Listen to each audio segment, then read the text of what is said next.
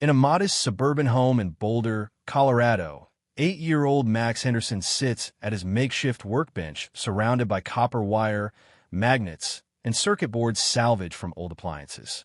His small hands move with unexpected precision as he assembles what he calls a resonance device. The design came to him in a dream, he says. But these aren't ordinary childhood dreams. Max claims they're memories. Memories of being Nikola Tesla, the visionary inventor who died in 1943, decades before Max's parents were even born. What makes this case extraordinary isn't just the claim itself, but what Max has been building and what happened when researchers decided to take his statement seriously. Max's mother, Linda Henderson, remembers the exact moment everything changed. It was a Tuesday evening in March 2023. Max was 6 years old, sitting at the dinner table, when he suddenly stopped eating and stared at the light fixture above them. The bulb is inefficient. It wastes energy as heat. I designed something better, alternating current flowing through. He paused, searching for words his 6-year-old vocabulary didn't contain, through coils that step up and step down voltage. Linda and her husband David exchanged confused glances. Max had never shown particular interest in electricity. They didn't own science books at his reading level. Their television was restricted to children's programming. Where was this coming from? Over the following weeks, Max's statements became more specific and more unsettling. He drew diagrams of devices he said he remembered inventing. He talked about a laboratory with specific equipment, about experiments with electrical resonance, about a tower that was meant to transmit power wirelessly but was never completed because the funding disappeared. He described feelings of frustration and isolation, of being misunderstood by people who couldn't see the future he envisioned. He spoke about pigeons he would feed in a park, developing a particular attachment to one white pigeon with gray-tipped wings. He mentioned living in a hotel room, alone, surrounded by papers and half-finished calculations. Linda began researching. What she found made her hands shake as she scrolled through historical archives. Every detail Max mentioned aligned with documented facts about Nikola Tesla's life. The Wardenclyffe Tower project that lost funding. Tesla's well-documented attachment to pigeons, particularly one white pigeon he described in remarkably similar terms. His later years spent in various New York hotels, increasingly isolated. The specific technical details about alternating current systems. But Max couldn't have known these things. They didn't own books about Tesla. Their internet use was monitored and restricted to educational games and videos about animals. David Henderson, a software engineer with a naturally skeptical disposition, decided to test his son. He printed out photographs of 10 different inventors from the late 1800s and early 1900s, mixing them randomly. "Which one is you?" he asked Max, keeping his voice neutral. Max looked at each photograph carefully, then pointed to one without hesitation. "That's me, but I look strange." The photograph was old, and I felt old. The picture was of Nikola Tesla in his later years. David then showed Max photographs of various buildings in New York City from the early 1900s. Max pointed to the Waldorf Astoria. "I stayed there." And there, pointing to another building, the Hotel New Yorker. "That's where I was at the end." Both hotels were documented Tesla residences. The Hendersons contacted Dr. James Morrison, a developmental psychologist at the University of Colorado, who had published research on unusual memory phenomena in children. Dr. Morrison approached the case with professional caution. He'd seen many parents convince their children had special abilities or memories, only to find more conventional explanations. But he agreed to conduct a preliminary assessment. The first interview took place in April 2023 at the Henderson home. Dr. Morrison brought a colleague, Dr. Elena Vasquez, a historian specializing in the history of technology and innovation. They set up cameras to document the session. Max sat across from them, small for his age, with intense dark eyes that seemed to hold something older than his years. Dr. Morrison began with general questions about Max's daily life, his interests, his friends. Max answered patiently, but seemed eager to discuss something else. Then Dr. Morrison shifted topics. "Max, your parents tell me you have memories of being someone else. Can you tell me about that?" Max's posture changed. He sat straighter, his expression becoming serious in a way that seemed incongruous with his age. I was Nikola Tesla. I invented the alternating current motor and many other things. But people didn't always understand. They wanted immediate profit. They couldn't see how the technology could change everything. Dr. Vasquez leaned forward. Can you tell me about your laboratory? The one where you did your experiments? Max's eyes lit up. It was on South Fifth Avenue. The building had high ceilings because I needed space for the equipment. There was a specific arrangement. He gestured with his hands. The transformers here, the oscillators there. I could create lightning inside the laboratory. The power was enormous. Once the oscillations synchronized with the resonant frequency of the Earth itself, Dr. Vasquez felt something cold move down her spine. Max had just described, in his own words, experiments that Tesla conducted at his Colorado Springs laboratory in 1899, experiments that were documented in Tesla's personal journals, but not widely known outside specialist circles. Over the next hour, Max described technical concepts that seemed far beyond his years or education. He talked about rotating magnetic fields, about the relationship between frequency and resonance, about wireless power transmission. Dr. Morrison showed him diagrams of various electrical devices, some real, some deliberately incorrect. Max identified the errors in the fake diagrams with surprising accuracy. That wouldn't work. The coils are wound wrong. The current would just dissipate as heat. But what truly unsettled the researchers came when Max began building. Linda had noticed Max collecting materials for months. Copper wire from old electronics, magnets from broken speakers, batteries, whatever he could salvage. He'd been assembling devices in his room, creations that looked like something between science experiments and art installations. When Dr. Morrison asked to see these devices, Max led them upstairs. His room looked like a miniature laboratory. On a desk, pushed against the window, sat 3 distinct devices. The first was constructed from copper wire wrapped around a cylindrical form, connected to a small battery and switch. When Max flipped the switch, a small LED bulb placed near the device lit up without any visible connection. A wireless power transmission demonstration, crude but functional. The second device consisted of coils arranged in a specific geometric pattern. This one creates a rotating magnetic field, Max explained. If you put another magnet nearby, it will start a spin. Dr. Morrison tested it. The magnet spun. The third device was more complex and more disturbing. It consisted of multiple coils, capacitors that Max had somehow acquired or salvaged, and a configuration that Dr. Vasquez recognized from historical diagrams. This is a resonance transformer, Max said. A Tesla coil, though I always thought that was a somewhat reductive name. It transforms voltage through resonant inductive coupling. The device was smaller, simpler, but the fundamental design was correct.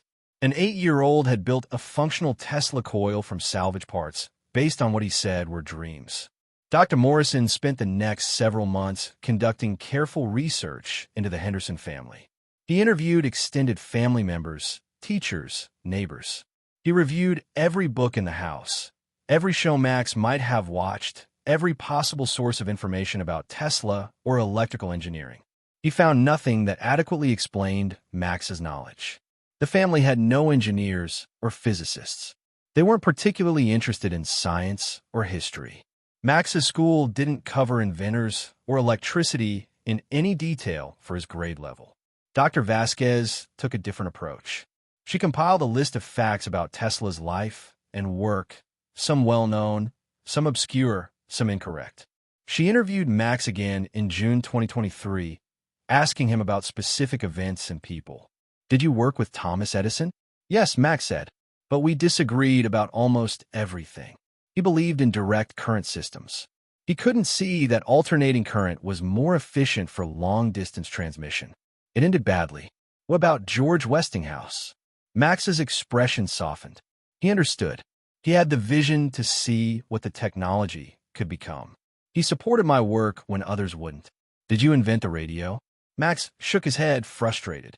I developed the principles, the patents for wireless transmission. But others claimed credit. Marconi used my patents. It wasn't fair, but by then I was focused on other things. Dr. Vasquez asked about invented events and people deliberate tests.